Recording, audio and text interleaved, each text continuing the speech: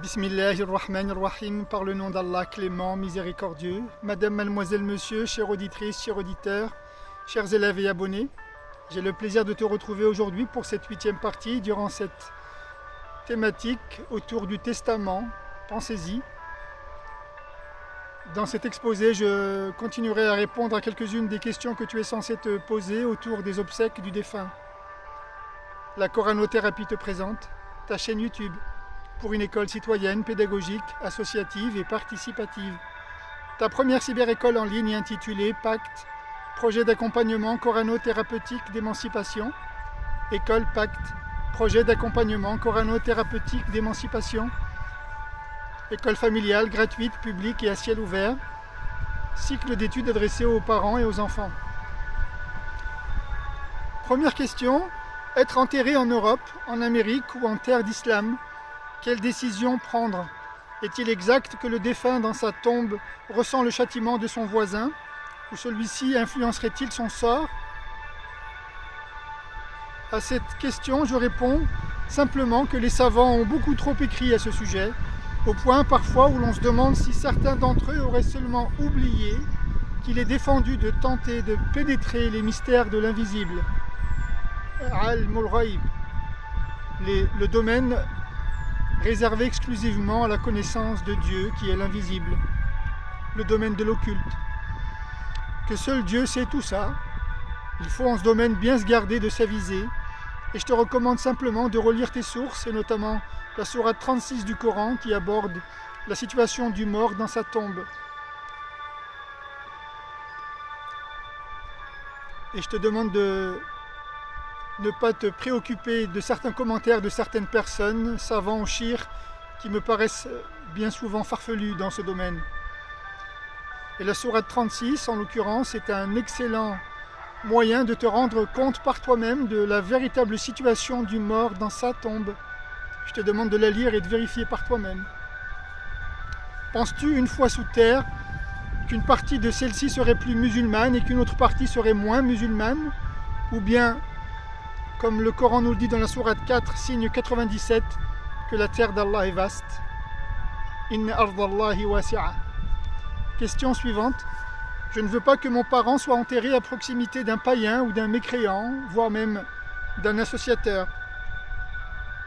À cette question, je réponds simplement que je peux comprendre tes craintes, mais sache qu'il ou elle n'est pas à l'abri, en terre d'islam, d'être enterré ou de se voir être le voisin d'un hypocrite. Je te rappelle que l'hypocrite est celui qui dissimule sa pratique religieuse, que l'on appelle vulgairement un faux dévot. Et comme le rappelle le Coran, dans la sourate 4, signe 145, certes les hypocrites sont au plus bas fond de l'enfer, et jamais tu ne leur trouveras aucun secoureur. À devoir choisir entre un tel plutôt qu'un tel, entre un mécréant ou un hypocrite, je préférerais de mon côté et à mon humble niveau, me retrouver dans une terre plutôt calme, commode et tranquille, quelle que soit la terre qui m'accueille. En réalité, une fois mort, le défunt ne doit pas supporter les critiques de ses proches, de sa famille, de ses enfants, mais au contraire, ils doivent se montrer pleins de compassion et s'unir autour de leur défunt. Et les textes nous disent, bien entendu, que chacun recevra selon ses intentions, en rajoutant que seuls les motifs qui les animent comptent. Innamal a'malu binniyati wa innama likulli imri'in ma nawa. Question suivante. Lorsque le désir de l'un est de se voir enterré proche de sa famille, en France ou en Europe, c'est-à-dire dans sa commune de résidence, pour des raisons de commodité ou d'accessibilité, permettant ainsi les visites de ses proches, de ses enfants, de sa famille, de ses amis, ou ne serait-ce que pour l'entretien de la tombe, n'est-ce pas préférable de respecter son choix? À cela je réponds, je me suis laissé dire qu'en ce qui concerne les carrés musulmans, et là je m'adresse uniquement sur les carrés musulmans, pour les carrés musulmans en France, ceux-ci sont propriété exclusive des musulmans et mis au service des gens de confession musulmane. En effet, la portion de terre qui leur aurait été allouée aurait été achetée intégralement par les autorités des pays musulmans impliqués. L'information que je te délivre est bien sûr à prendre au conditionnel et je te demanderai de vérifier par toi-même. Cette disposition serait aménagée pour les ressortissants de confession musulmane.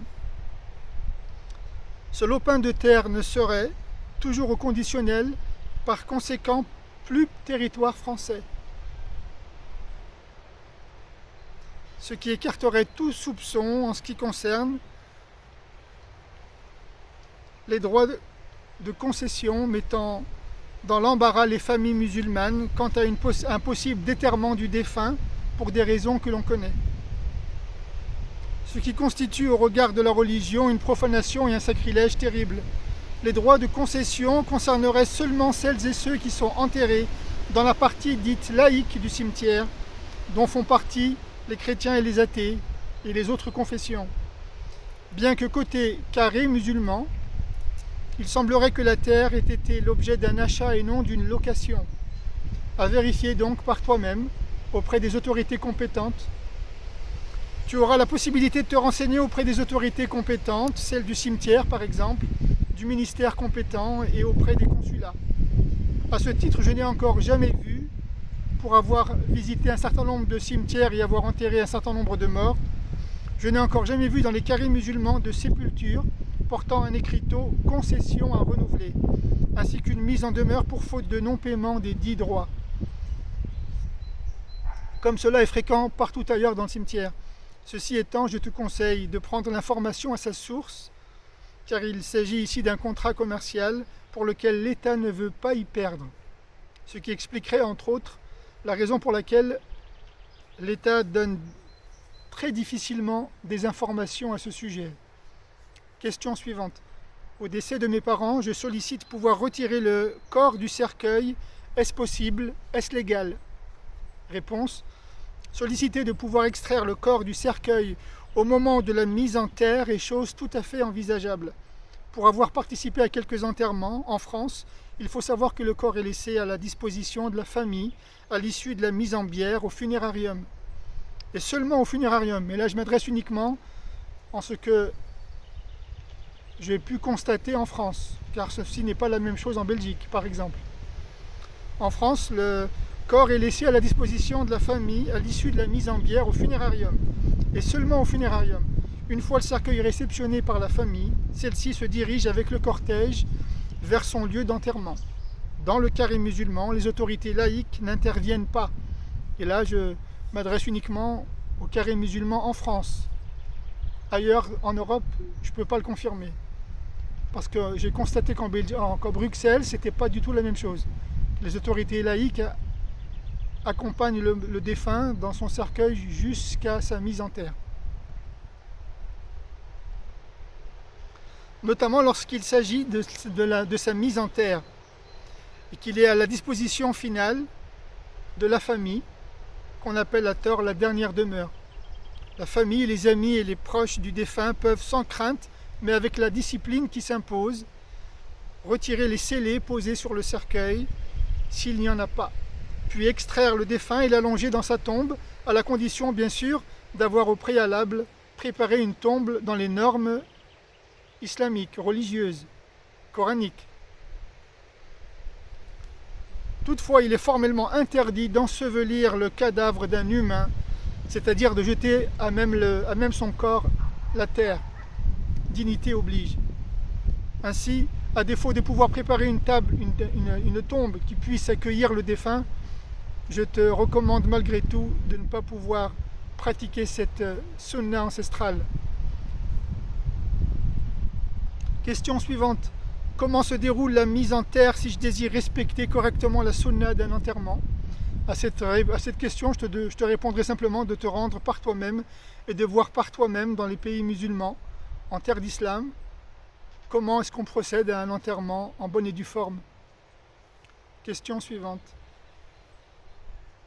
Je me pose encore la question de savoir est-ce que je peux me rendre dans un cimetière juif, chrétien, laïque, pour rendre un dernier hommage à mon ami.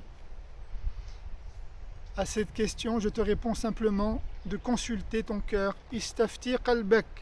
Consulte ton cœur, mon frère, ma sœur. Telle est la réponse que donne le messager d'Allah, sallallahu alayhi wa sallam, aux croyants lorsque ceux-ci l'interrogent. À la première question, ils répondent favorablement et à la deuxième question, il leur dit simplement de consulter leur cœur. Car un bon professeur ne t'apprend pas à penser comme lui, mais à penser sans lui et à sortir du prêt-à-penser vers une vers une pensée autonome et intellectuelle. Sors désormais du prêt-à-penser pour une pensée autonome et sans préavis. Un jour où un cortège funéraire passa devant le messager d'Allah, sallallahu alayhi wa sallam, celui-ci marqua du respect et se redressa immédiatement afin de tenir une posture droite et immobile en respect au cortège. On ne manqua pas de lui faire remarquer qu'il s'agissait d'un simple juif, ce à quoi le prophète répondit « Il s'agit avant tout d'une âme ». Je pense qu'il est important ici de distinguer entre les codes sociaux et les codes religieux et de ne pas les confondre. Et c'est ainsi que le messager de Dieu sallallahu alayhi wa sallam est un parfait exemple en ce qui concerne le respect de la dignité humaine, notamment dans la société occidentale dans laquelle nous avons élu domicile. Et ainsi était le messager sallallahu alayhi wa sallam. Il se comportait très bien dans les deux modèles de société dans lesquels il a vécu, que ce soit la société mécoise ou la société médinoise. Dernier conseil, celles et ceux qui participent au cortège funéraire et s'engagent à respecter la cérémonie, tu dois ainsi t'engager à respecter la cérémonie lorsque celle-ci est laïque au sein du funérarium. Respecter les temps de parole de chacun, faire montre de patience et donner le respect au silence quand celui-ci s'impose.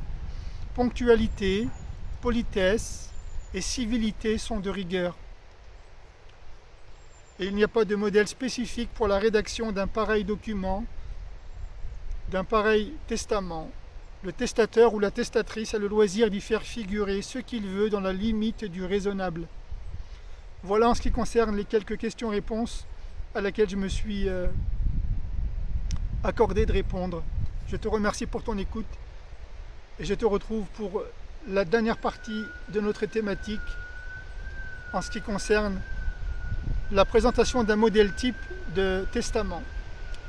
Merci pour ton écoute. Je te prie de partager, de t'abonner, de diffuser et à très bientôt. Wassalamu alaikum wa rahmatullahi wa barakatuh.